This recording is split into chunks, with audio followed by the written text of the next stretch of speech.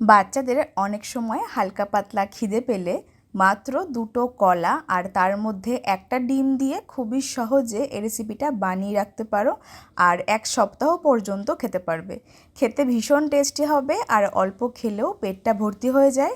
School tiffin বক্সের জন্য বা সন্ধ্যেবেলা টিফিনে একেবারে পারফেক্ট। তো চলো আজকে তোমাদের সাথে রেসিপিটা শেয়ার করি। তো রেসিপিটা শুরু করার জন্য সবার প্রথমে এখানে লাগছে দুটো ছোট সাইজের কাঁঠালি কলা। এখানে আমি দুটো ছোট সাইজের কাঁঠালি কলা নিয়ে নিয়েছি, তবে তোমরা চাইলে একটা বড় কলা নিয়েও করতে পারো। তার মধ্যে একটা ডিম অ্যাড করে দিয়েছিলাম। তো এবার একটা মিক্সিং জারের মধ্যে সমস্ত এই দুটো কলা একটুখানি টুকরো করে এর মধ্যে অ্যাড করব। কাঁঠালি কলাগুলো একটুখানি কেটে টুকরো করে এর মধ্যে অ্যাড করে দিয়েছি। তার সঙ্গে দিয়েছি একটা ডিম। ডিমের পরিমাণটা তোমরা চাইলে দুটো অ্যাড করতে পারো। তার সঙ্গে অ্যাড করব স্বাদ অনুযায়ী চিনি বা গুড়ের পাউডার। রেসিপিটা হেলদি করার জন্য আজকে আমি চিনির পরিবর্তে গুড়ের পাউডার ইউজ করেছিলাম। তার সঙ্গে অ্যাড করব হাফ কাপ পরিমাণে রিফাইন্ড অয়েল। সমস্ত কিছু দিয়ে এবার খুব ভালো করে মিক্সিং জারের মধ্যে মিশ্রণটাকে ব্লেন্ড করবে আর একটুখানি স্মুথ করে ব্লেন্ড করবে যেন কোনোভাবে এর মধ্যে কলার শক্ত অংশ না থাকে। দেখতেই পাচ্ছ মিশ্রণটা কিন্তু ঠিক এরকম একটা স্মুথ পেস্ট তৈরি হয়ে গেছে। এবার একটা পাত্রে নামিয়ে নিতে হবে। তার মধ্যে অ্যাড করেছি খুবই সামান্য কয়েক ফোঁটা ভ্যানিলা এসেন্স। এটা অ্যাড করলে কলা বা ডিমের একটা আষ্টে গন্ধ থাকে, সেটা কিন্তু থাকবে না। তো এসেন্সটাকে দিয়ে আরেকবার ভালো করে মিশিয়ে নিয়েছি। তারপরে এর সঙ্গে অ্যাড করব 1 কাপ পরিমাণে ময়দা। তার মধ্যে সামান্য পরিমাণ টুটি ফুটি অ্যাড করে মিশ্রণটাকে ভালো করে মেশাতে হবে। আর এই পর্যায়ে একই ডাইরেকশানে একটুখানি সময় নিয়ে মেশাবে, তাহলে কিন্তু খুবই সুন্দর মতন মিশিয়ে যাবে মিশ্রণটা আর এর মধ্যে কোনোভাবে লাম্পস পড়বে না। টুটি ফুটিটা অপশনাল, তোমরা চাইলে অ্যাড করতে পারো বা নাও করতে পারো। ময়দাটাকে অ্যাড করে আরেকবার ভালো করে মেশাতে হবে। আর দেখো মিশ্রণটা কিন্তু ঠিক এরকমই একটা ঘনত্বের মানে টাইট ব্যাটার তৈরি হয়েছে। এর থেকে একটু পাতলা করতে হবে। তার জন্য এখানে 1 কাপ পরিমাণ নর্মাল টেম্পারেচারের দুধ অল্প অল্প করে অ্যাড করে মেশাতে হবে। লিকুইড দুধ না থাকলে তোমরা কিন্তু গুঁড়ো দুধ এর মধ্যে অ্যাড করতে পারো। সামান্য পরিমাণে জল দিয়ে মিশিয়ে নেবে।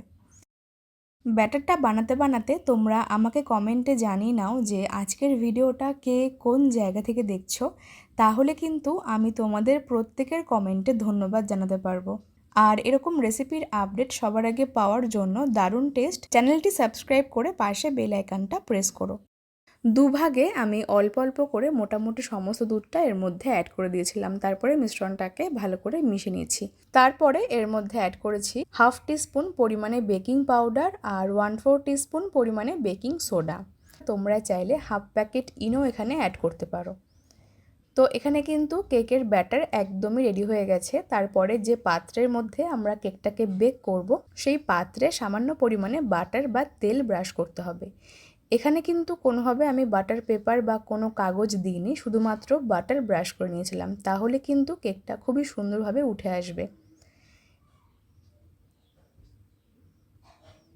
তো এবারে এর মধ্যে কেকের ব্যাটারটাকে অ্যাড করে ওপর দিয়ে পছন্দ মতন চকো চিপস আর কিছু ড্রাই ফ্রুটস ছড়িয়ে দিয়েছি। ইচ্ছে মতন তোমরা কেকটাকে সাজাতে পারো।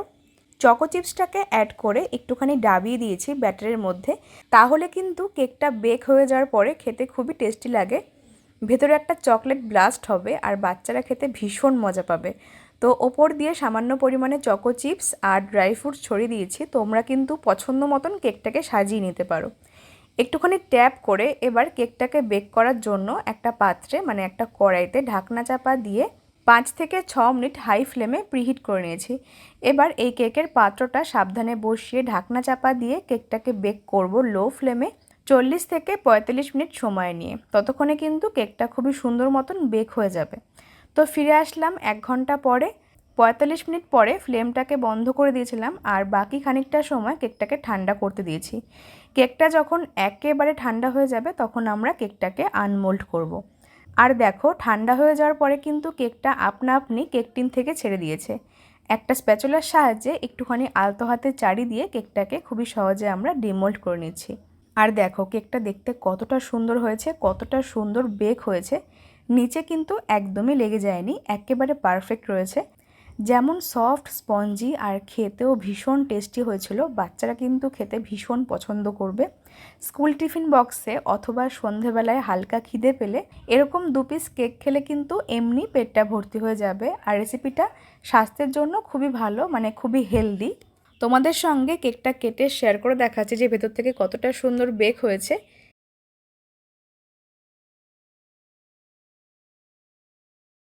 ছোট ছোট পিস করে স্টোর করবে, তাহলে তোমরা অনেক দিন পর্যন্ত রাখতে পারবে আর খেতেও সুবিধা হবে। তো চলো, আজকের মতন রেসিপিটা এই পর্যন্ত। তোমাদের কেমন লাগলো সেটা আমাকে অবশ্যই জানিও। ভালো লাগলে লাইক, কমেন্ট আর শেয়ার করতে একদমই ভুলো না। এরকম রেসিপির আপডেট সবার আগে পাওয়ার জন্য দারুণ টেস্ট চ্যানেলটি সাবস্ক্রাইব করে পাশে বেল আইকনটা প্রেস করো। সকলে খুব ভালো থেকো। ধন্যবাদ।